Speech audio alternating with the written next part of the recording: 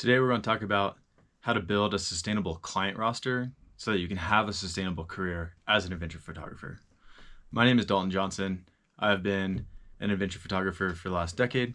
Assignments have literally taken me to every single continent as well as most of the US. So what I can say is when I started out in the career, it kind of went like this. Got a job, shoot the job, get paid, and be like, oh gosh, I need my next client. That was like the worst part of the entire career because it was literally like I spent all this time marketing, I'd land a job, I'd go produce it, and then just be desperate for the next job. And so what I kind of learned is there's two avenues to kind of take. And one of those avenues is definitely better, but I do think it's harder. So I'll go over the easier one, and then I'll cover the harder but better one next. So the easier one is to just build a sustainable client roster. And so what that really means, for myself, it's about having roughly 50 clients that I talk to at least once a month, if not twice a month. These could be just like small check-ins to like bigger, we end up on a production together.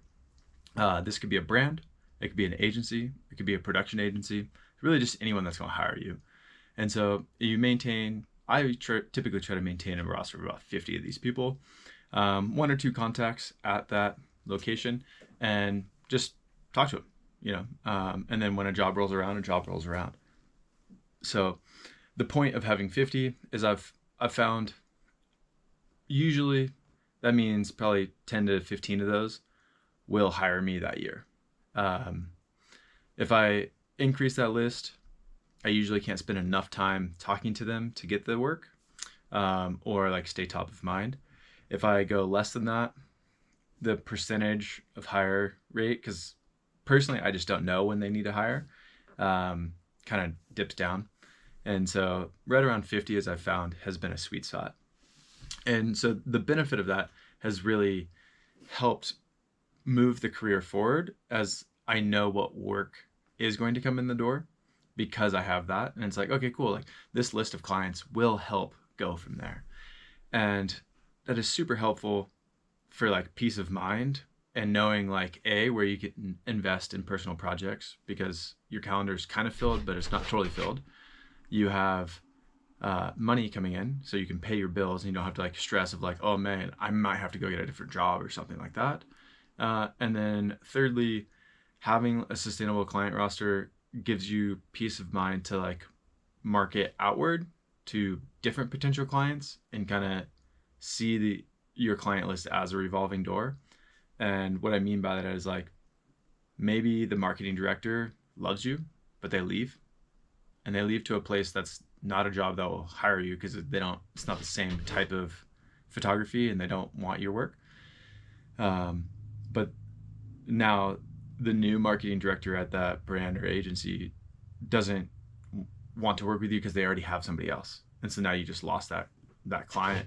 And so you have to like keep that client list kind of revolving. New brands, new agencies, new productions. One thing I will say is agencies and production houses are a little bit more sustainable. Brands in the outdoor adventure space move very fast. So that's kind of like avenue one of building or just the sustainable clients. The next grouping of sustainable clients is the best of them, but they're harder to get. And then where we're going to go from here is once I describe this second grouping, I'll jump to how you actually build a client roster. So this next grouping, it's really just retainer clients. Like that's it. Like what is a retainer client? It's somebody that essentially hires you on a contract to deliver monthly, quarterly, biannually. And so you're working with these clients usually on at least a 12-month contract to create for them. These are the best clients because you could think of it as like a salary, and you really only need like 3 or 4 of these. So if you have like 3 or 4 of these, then you know like, okay, cool, my baseline income is totally covered. And And then you can look at doing one-offs, or that's where you kind of like work the other grouping of the client roster. And I think that's really important to like utilize these in junction. So like having a few retainer clients, I'll warn against having too many, because then you can't, if you get too many, you have to expand and become an agency or like a solo agency, which I'll talk about later. That's not a negative thing. It's a different business model than being a freelance photographer. And so finding what is the right amount of retainer clients is super helpful, so you can give them really good service, because you don't want them to stop using you, because they will be like your bread and butter. The revolving door of like 50 or so clients, like potential client roster, is like, I really look at that at like a 2 to 3 year time span of like, they may come in and then they may leave every like probably about 3 years is what I've found. 3 to 5 years. But 3 years is usually on the shorter side. 5 years is like on the longer side. And so those are kind of like the two areas of client rosters that put together become a really sustainable career. But now the big question of like, how do you actually build that client roster? I personally have built a client roster over the last decade, which has led to me being able to afford a life. I just bought a condo. It's a fixer-upper, but I'm pretty stoked to actually own a place. Led to, I've had several years making over $100,000. So I feel like the validity of my experience is relatively decent, because I've had success, like financial success using this model. And it's essentially like kind of, you can think of it as three stages. First one is the digital stage. The second one is the in real life stage. And then the last one is them actually becoming a client. And so the digital phase, it's what it sounds like, but the strategy is essentially figuring out who they are and connecting with them. And that's like finding their email and reaching out to them, connecting with them on Instagram and LinkedIn and all of social media. That also goes for the brand page as well. And it's really about making digital connections over and over again at your like dream list of clients. Once you kind of hit that, the next big one is like, where will these people be at in real life?